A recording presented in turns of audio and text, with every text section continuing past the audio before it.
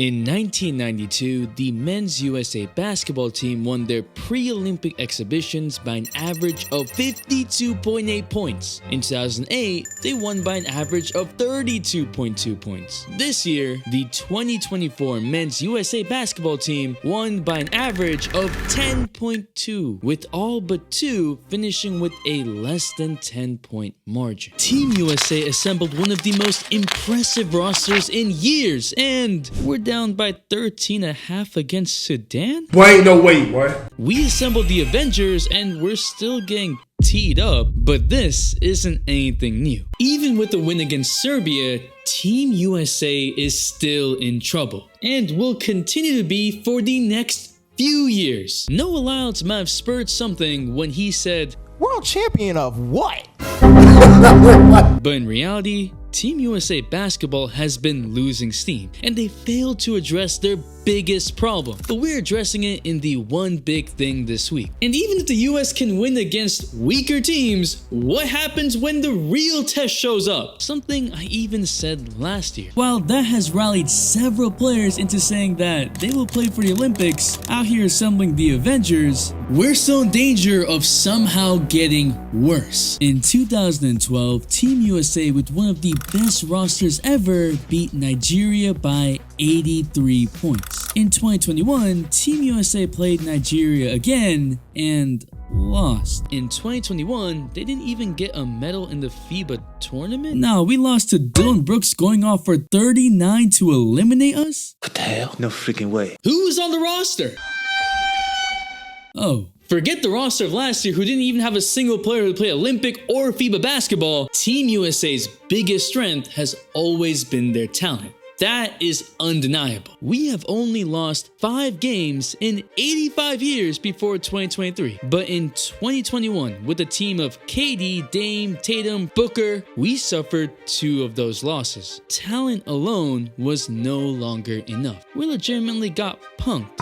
Damn, Halliburton. There he goes! Up! I mean, damn. This year, the roster is godly, filled with players who have varying levels of international experience. What I said about players resting and avoiding playing in the Olympics is no longer true this year. What I said about the team not having experience is also no longer true. But my other points still stand, and it's what everyone forgot about. What? So I'm gonna go through the 2 key reasons why Team USA will still continue to get worse unless they address it. Bet you thought it was 3. And it starts with leadership. And no, I'm not talking about LeBron. Man is having to take over just for Team USA to squeak by.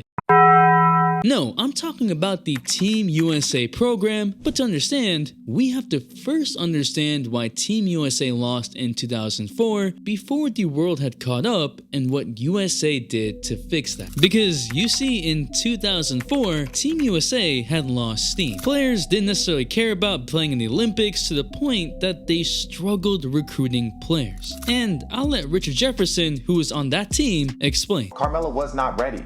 He wasn't. And truth be told, neither was I. US it up. Let's break it down. We had 12 guys on a team. We played Argentina in Puerto Rico to qualify for the finals. Let's talk about those guys on the team. I was just there as the quote unquote USA select guy. We weren't going to play. We were just there. Next year, 9 of those 12 players say no.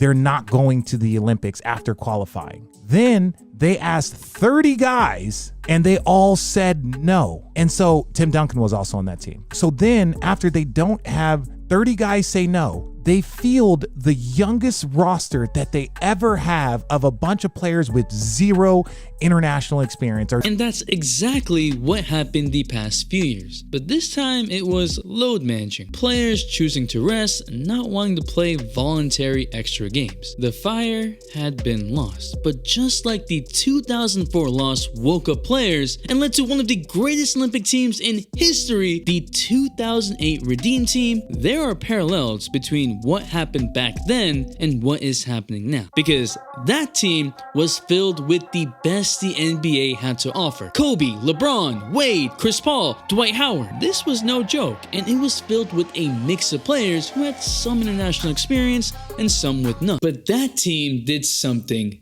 differently. something that would set them up for years of success.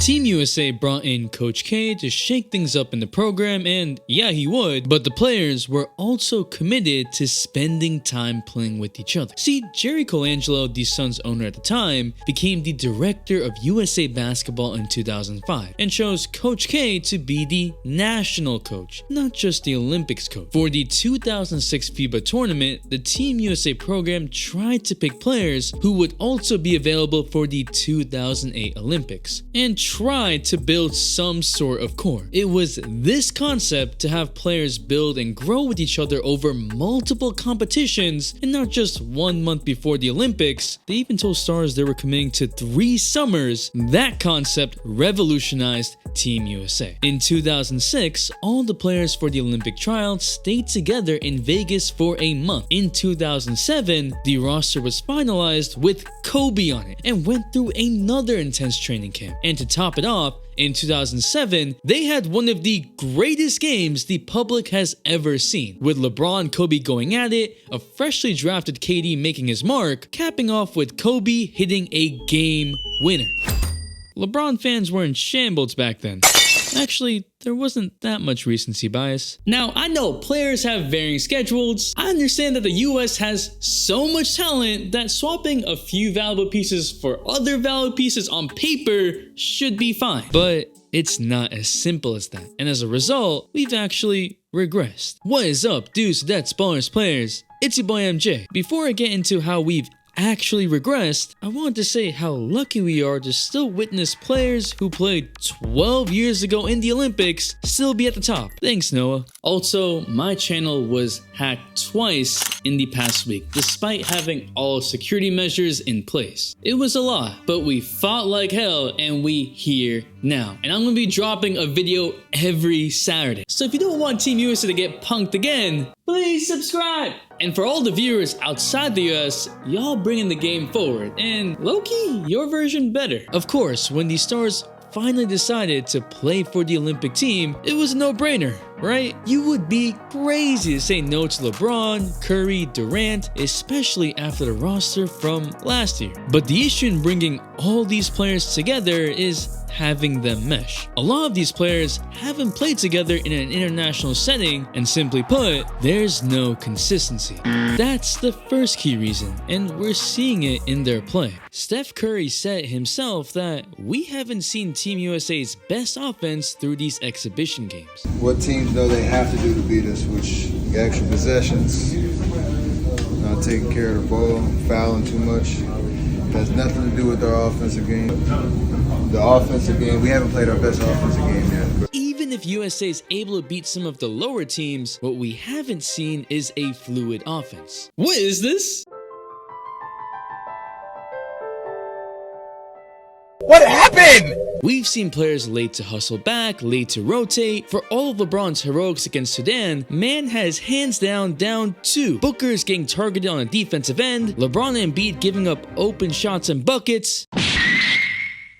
Team USA's rotations have also been inconsistent. Sometimes there's weak side help, sometimes there's not. And no, it's not by design. It's just confusion. Instead, we've seen Team USA rely on ISO offense to get back in games because their talent is still better than the rest of the world, but without everything else, they aren't the unbeatable Team USA. They're just a really good international team in line with the other top teams. And that's something new for this squad. People had Team USA as the 42.5 point favorites against South Sudan. They had a plus 15 point spread against Germany. People believe that this squad is going to be blowing out the competition. But against Germany, it was in spurts. Up 10 stretches a bad offense down to Curry, and then LeBron to close it out with 11 straight. Jaylen Brown not making it into Team USA for whatever reasons. That's that. What? Kawhi getting swapped out. The program is a bit all over the place. And because the way the game is called is different than the NBA, different ball, international players